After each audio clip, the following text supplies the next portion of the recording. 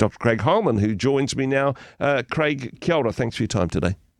Good morning, Andrew. Great to see you again. It is a very sad occasion, and actually that's one of the ways where you can sort things out between people who go, hey, regardless of the politics and the opinions and the profile, this is tragic. It's a rough sign that some people don't see it as a tragedy. Some people are celebrating. Yeah, that is really sad. And the whole thing's sad, obviously, for Charlie's family and friends. You know, what a tragedy.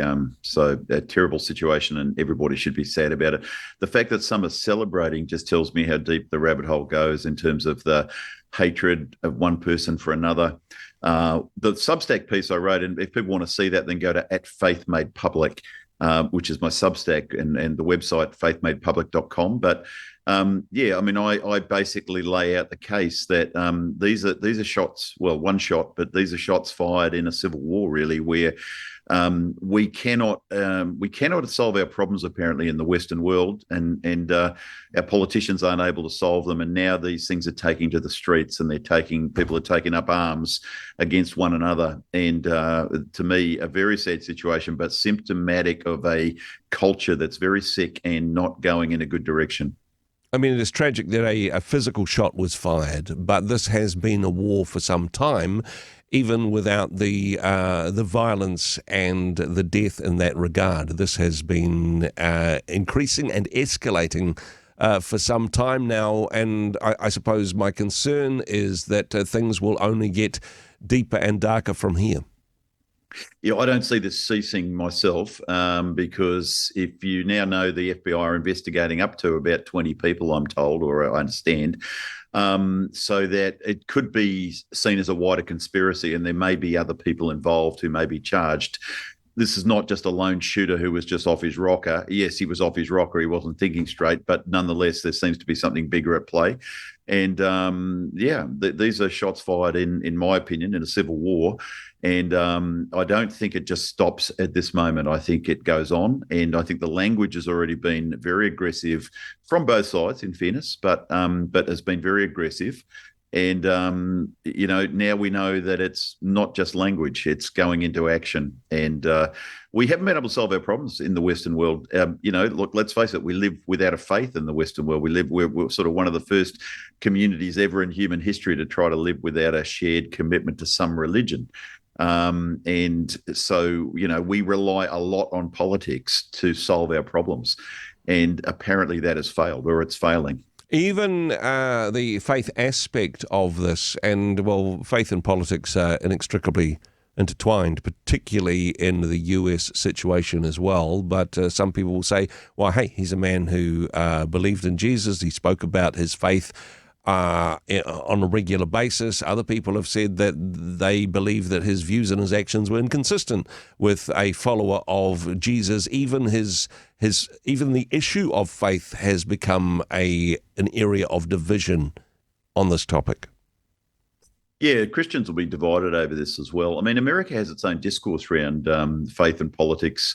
It's different to probably most other parts of the Western world. I think Charlie intertwined his Christianity with his Republican political views in a way that probably a lot of people wouldn't be comfortable with in other parts of the Western world.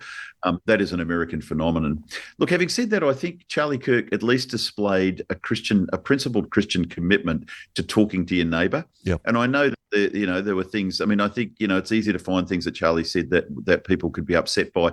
But I think you've got to relocate those things in context. They're usually answers to debates with people presenting, alternate points of view, etc.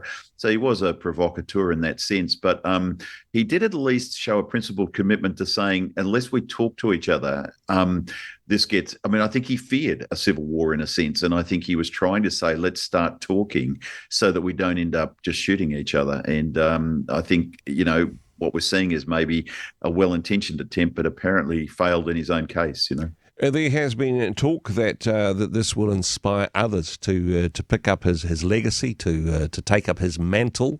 The concern is whether or not they will be people that are willing to have debate, to engage with people who have different views than their own, to reason together about issues that are important to society, or just revert to our corners and angrily yell at each other, or Yeah, even look, even violence, I suppose.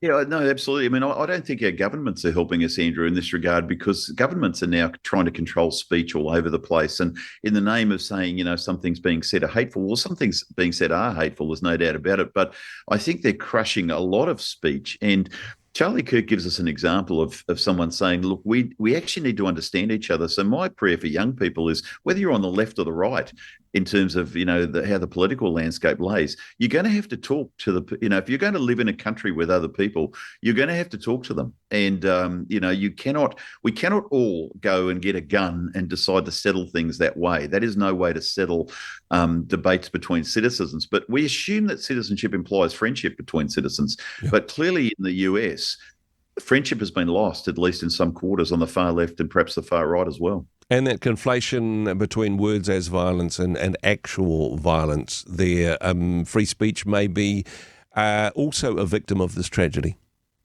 Yeah, look, I think it is. And look, what have we got? I mean, if we're not going to resort to arms, then we just have to talk and we have to understand each other. Charlie Kirk, by the way, was a very effective political actor. I mean, I saw the numbers for Trump's vote from young people under 24 years of age, under 25 years of age, I should say. He got something like 34% 2016, 31% in 2020. He got 43%. And it probably projected him to the White House. And I think Charlie Kirk is a large part of that. He had millions of followers. He was a very effective communicator. He was winning young people, particularly young men, over to a Republican politics in the US. And it's all over the world. I had young men ringing me from New Zealand, people that I used to be pastor of, saying, I'm not going to work because of Charlie Kirk. There's been a huge blow dealt to a lot of people. He was loved, not just by young men, also young women. I've seen young women saying, boy, there was a lady a nurse on this morning that dobbed a doctor in America for celebrating Charlie Kirk's death. That young nurse said the first time I ever reposted a tweet was a Charlie Kirk tweet. So he had an impact on a lot of people. When you talk about this being the first shot in a civil war, will this be the legacy of this for somebody who wanted to engage, who wanted to have a conversation about important issues? That what will flow on from the stance that they took is perhaps an unfortunate legacy, that it will lead to more division, more anger, more violence, rather than more conversations, more debate, more dialogue? Well, I don't think this is the last shooting. Personally, I'm very fearful that there's going to be more, just because it seems like it's headed that way and it seems like there's a larger group of people involved. But I do think that Charlie Kirk's impact will be widespread. I mean, his widow has already said that in her mind, and I suspect she's right, that there's a lot of young people now will be inspired to go out and hold the sorts of conversations Charlie Kirk was holding.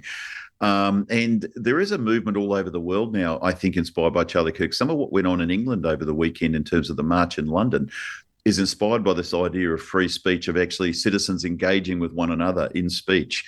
And even though, that the governments of the world are discouraging this in terms of, we're labeling so much stuff as hatred. Yep. But actually, it's just frank and honest speech between people, which we would, we were reared as children. If you're a bit older like me, you were reared as a child to think that talk was one of the most important things you could do as a person living in any country. And some of that's been lost somehow, and to our great loss, actually, civically. And for people to say, hey, look, this type of speech leads to anger and hate and violence, we need to not allow this type of thing to happen in order to keep people safe, that leads to a very dark place. Yeah, I think so. I don't see the absence of speech as solving this problem. I mean, clearly the person who shot Charlie Kirk believes that silencing these voices is the only answer. That itself is a political view. And we know a lot about it. We've been hearing about safe spaces and filing hurt feelings reports and all the rest of it for every time I hear something, I don't want to hear, or I can't go to that lecture on the campus because, they might talk about things that I'm not comfortable with. Look, we've got to be a whole lot more bold than that and not so snowflakey about hearing things that we may not agree with. As a Christian, you have to hear stuff all the time you don't agree with. Yep. And you just got to grow enough muscle to go, that's life. I have to listen to that. And even if it's hateful against Christianity, I have to listen to it. I still have to live in this world, and we're going to have to live in this world together without killing one another. Genuine We need more speech, not less. Genuine conversations, genuine relationship in this regard. Hopefully this will be a legacy, but honestly, it's from this particular point in history, it's not looking very positive at all. Hey, thanks for what you do in this space, Craig. Certainly appreciate the what you do with your website and with your Substack post. If people wanted to connect to this full article, I recommend that they do so. What's the web address once again? At Faith Made Public is my Substack address, and faithmadepublic.com, everything I do gets published up there, so people can go to at faithmadepublic.com, which is, faithmadepublic.com is the website, at Faith Made Public is the Substack. Appreciate it. Craig, thanks for joining us today. God bless, mate. Take care. See you, Andrew. Hey, thanks very much for joining us in the Rema studio. Thanks very much for watching the interview. It's kind of nice to have an audience, actually. And if you did like what you watched, then do give us a like, do give us the thumbs up. And if you'd like to see more interviews like that one, or perhaps even better, subscribe and those interviews will come straight to you. Don't forget to turn on your notifications, and we'll see you in the next one. Cheers.